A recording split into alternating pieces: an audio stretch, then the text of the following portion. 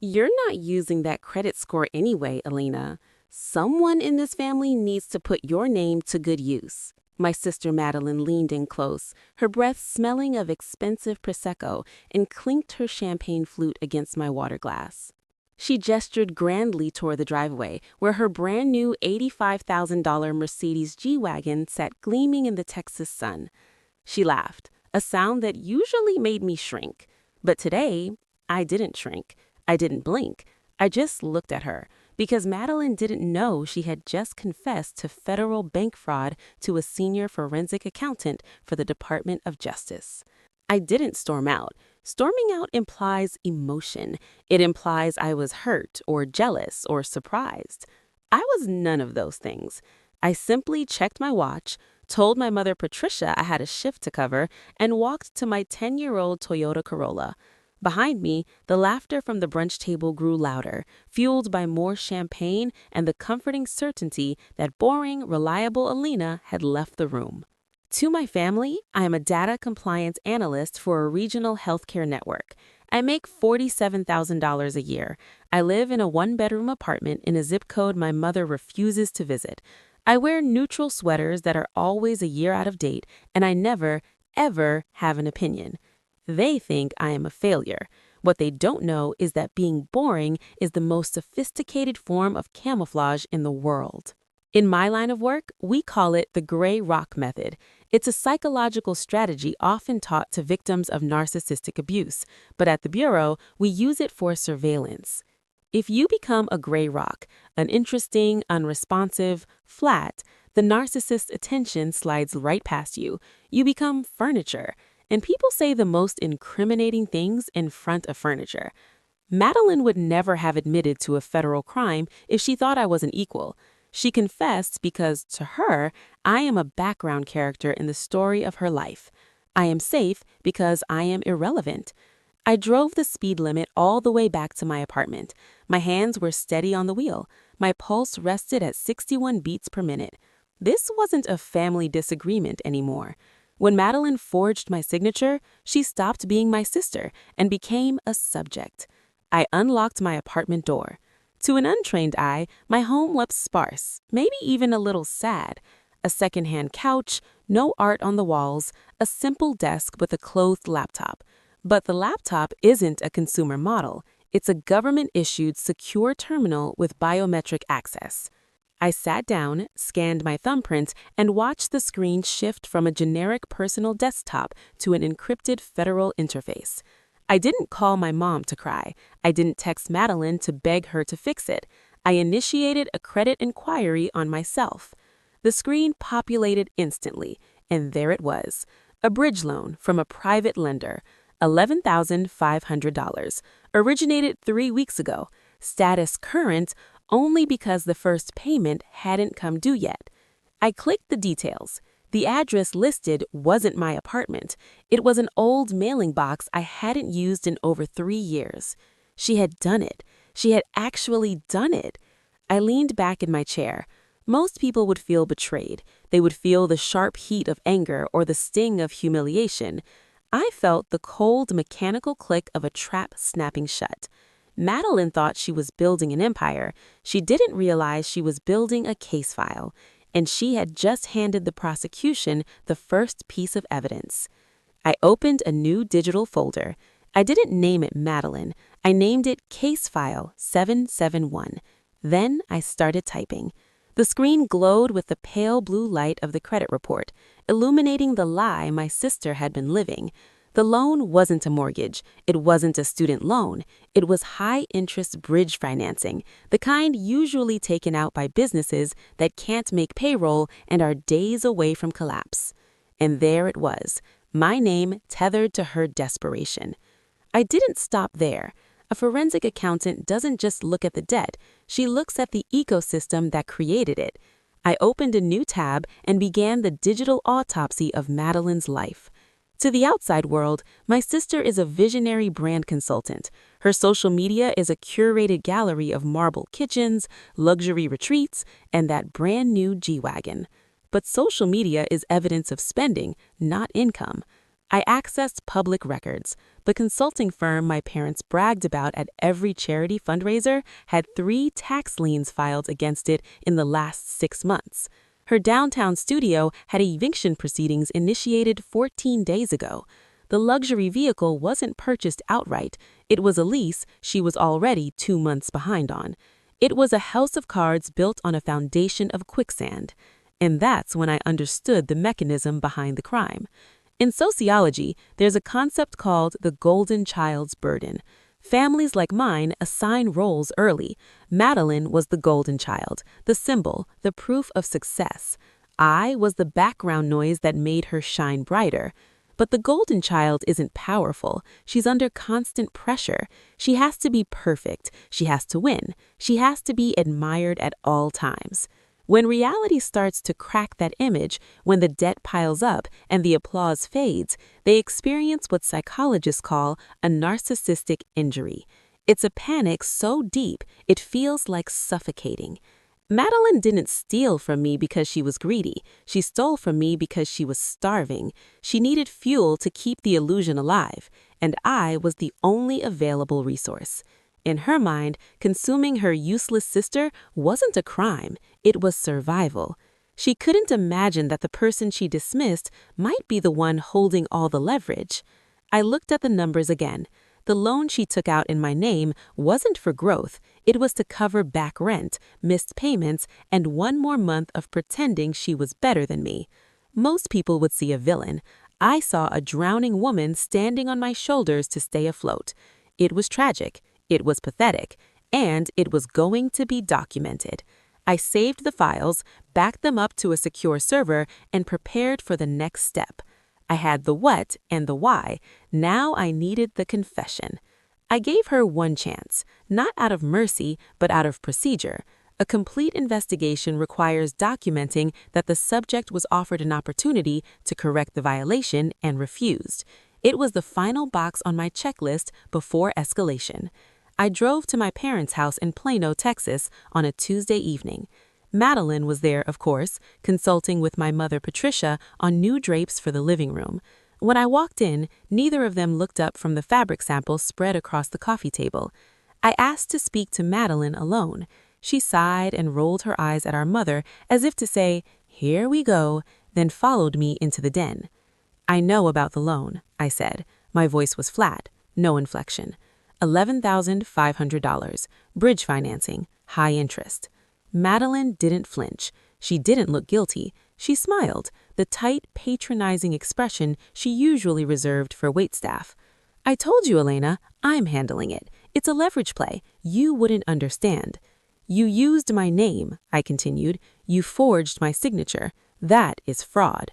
I want you to pay it off today or transfer the debt into your own name." She laughed. It was a sharp, ugly sound. "Pay it off with what? My capital is tied up and I can't transfer it. My debt-to-income ratio is too high right now. That's why I used you. You're sitting on perfect credit and doing absolutely nothing with it. It's wasteful."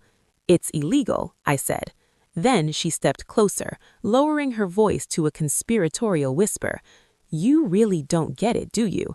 I didn't just need the money, I needed to teach you a lesson. You walk around acting superior with your little savings account and your quiet little life. You have no skin in the game. That's why I used your old address on the application." I froze. My old address? The mailing box I closed 3 years ago? She smirked. "I figured the default notices would go there, and by the time you found out, your credit would already be destroyed. Maybe then you would understand what it's like to actually struggle. Maybe then you'd stop looking down on people who take risks." It wasn't just theft, it was sabotage. She had engineered the loan to fail specifically to ruin my financial standing. She wanted to break me because my stability made her feel exposed. Before I could respond, the door opened. My father, Richard, walked in, followed closely by my mother. They sensed the tension immediately. "What's going on in here?" Richard demanded. "Elena is harassing me about business finances," Madeline said instantly, her tone flipping into practiced victimhood. "She's jealous that I'm actually building something while she's stuck in compliance work." "I'm not jealous," I said, looking directly at my father. She stole my identity. She took out a loan in my name and just admitted she planned to let it default to destroy my credit. I expected shock. I expected outrage. Instead, my mother sighed. "Oh, Elena, don't be so dramatic," Patricia said, waving her hand dismissively. "Madeline is building something real. She needs liquidity. We all help each other in this family. You should be flattered she trusted you enough to include you." "She committed a felony," I said.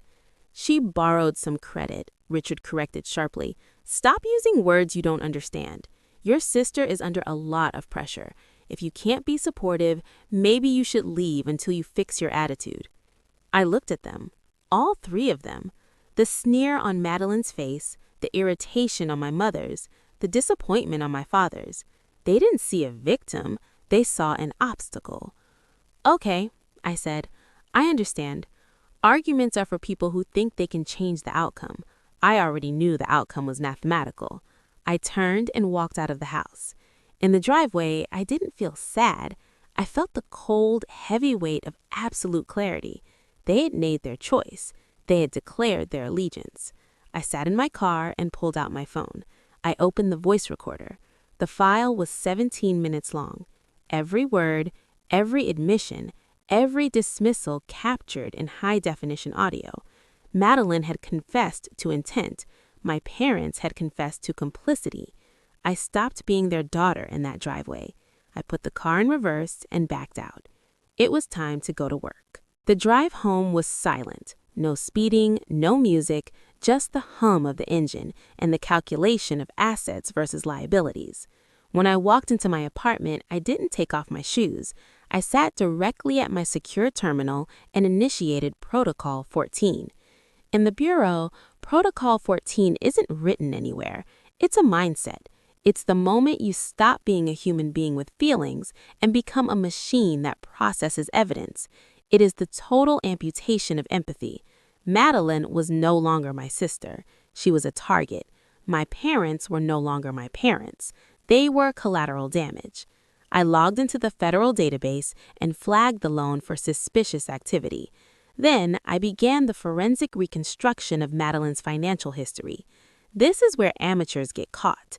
They think money disappears. But to a forensic accountant, money is ink. It stains everything it touches. We call it the inevitability of the paper trail. Every form she submitted, every account she moved funds through, every signature she forged was another brick in her own prison. She thought she was hiding, but she was drawing a map. I traced the $11,500. It hadn't gone to business growth. $50,000 had gone to a luxury dealership, $20,000 to a high-end event planner for a launch party she was throwing for herself, $12,000 to a crisis public relations firm. She was burning stolen money to preserve an illusion. Then I found something I wasn't looking for. I was cross-referencing IP addresses when I noticed the pattern. The same home network Madeline used to sign my loan had accessed 3 other lending portals in the last 6 months. I pulled the applications. The first was a home equity line of credit, applicants Richard and Patricia. The second was a personal consolidation loan in my father's name. The third was a premium credit card maxed out in my mother's name. I opened the signature pages. They were clumsy digital forgeries lifted from old tax documents. Madeline hadn't just targeted me because I was invisible. She had targeted our parents because they were blind. They were defending the person actively draining their retirement to fund her vanity. They were scolding me for being unsupportive while she stripped equity out of their home. I sat back in my chair as the monitor illuminated the empty room. The anger was gone. What replaced it was a terrifying cold precision. This wasn't just fraud anymore. It was elder financial abuse. It was a racketeering case in miniature. I printed the documents, I organized the IP logs, I encrypted the audio recording of Madeline's confession onto a secure drive. I compiled the dossier into 3 thick sections and bound them with a steel clip. It was a lethal weapon made of paper. My parents wanted me to support the family. Fine, I would support them by removing the parasite feeding on all of us. I checked the calendar. Saturday night, the launch gala, Madeline's moment to display her empire. Perfect. I picked up my phone and dialed the Assistant United States Attorney on the emergency line. This is Agent Alina Reyes. I have an urgent indictment request. Priority 1. Yes, I have the evidence. All of it. The gala was held in the ballroom of the Plano Country Club. It was exactly the kind of event Madeline lived for, an orgy of superficial success disguised as entrepreneurship. There were ice sculptures, a champagne fountain, and a room full of local donors congratulating my sister on her brilliance. My parents stood near the bar, smiling like proud architects of wealth. I didn't enter through the front with an invitation. I entered through the service corridor with a 12-person federal tactical team. We cut the music first. Silence fell instantly, thick and disorienting. Then we moved. I wasn't wearing a cardigan or flats. I was wearing my issued FBI windbreaker, Kevlar vest beneath it, badge clipped visibly at my waist. My hair was pulled back. My face was stripped of familiarity. Madeline was on stage, mid-speech, talking about abundance and vision. She froze when she saw me. Her first reaction wasn't fear, it was irritation. "Elena?" She laughed nervously into the microphone, trying to turn the intrusion into a joke. "Everyone, this is my sister." She must have hired actors. "Is this a prank? You are so dramatic." She stepped down from the stage, her smile tightening as she hissed under her breath. "What are you doing? You're ruining everything. Get these people out of here." "I'm not an actor, Madeline," I said calmly, my voice carrying through the room, "and I'm not a compliance analyst." Patricia rushed forward, her face flushed with embarrassment. "Take that jacket off. You're humiliating your sister in front of investors." "Step back, ma'am," one of my agents ordered, positioning himself between us. "It's all right, Agent Collins," I said, stepping forward. "Madeline Reyes, I have a federal warrant for your arrest." She scoffed. "For what? Being successful? Go home, Elena. You're embarrassing yourself." "For bank fraud, wire fraud, aggravated identity theft, and money laundering," I said clinically. "You are also charged with 3 counts of elder financial abuse." "This is insane," my father shouted. "She just bought a luxury vehicle." "I am a senior special agent with the FBI White-Collar Crimes Division," I said, holding up my credentials as the gold shield caught the chandelier light. "I have been building a case against this business for weeks. The vehicle is stolen property. This event was funded with fraudulent proceeds." I looked at the crowd. "You are all witnesses." Madeline ran 2 steps toward the exit before Agent Collins tackled her. The sound of her dress tearing was louder than the gasps.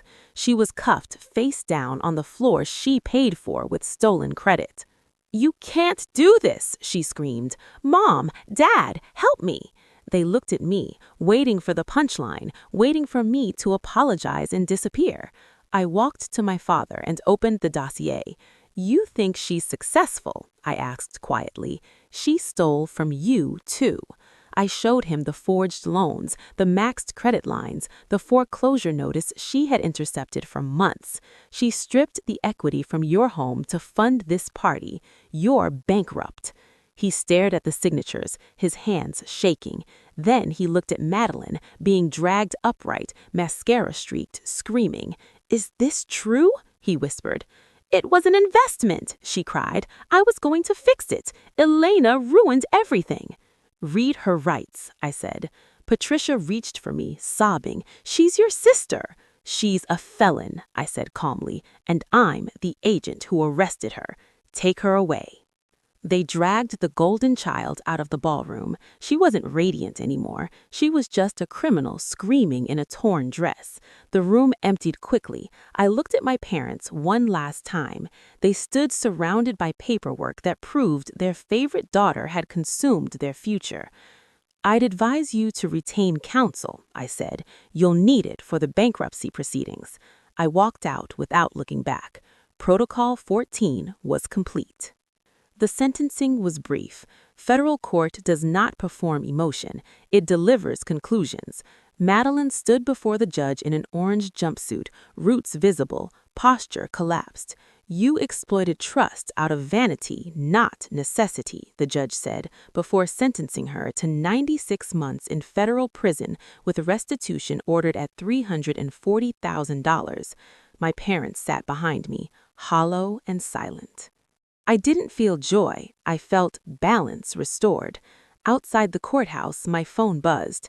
"Excellent work. Promotion approved." I typed back, "Acknowledged." I drove home in the same Corolla. I didn't need luxury to know my worth. I checked my credit score one last time, 820. Clean. I closed the file. The gray rock had served its purpose. I started the engine and drove away. If this story stayed with you longer than the video itself, don't walk away. Subscribe. This channel is for people who actually feel what they hear.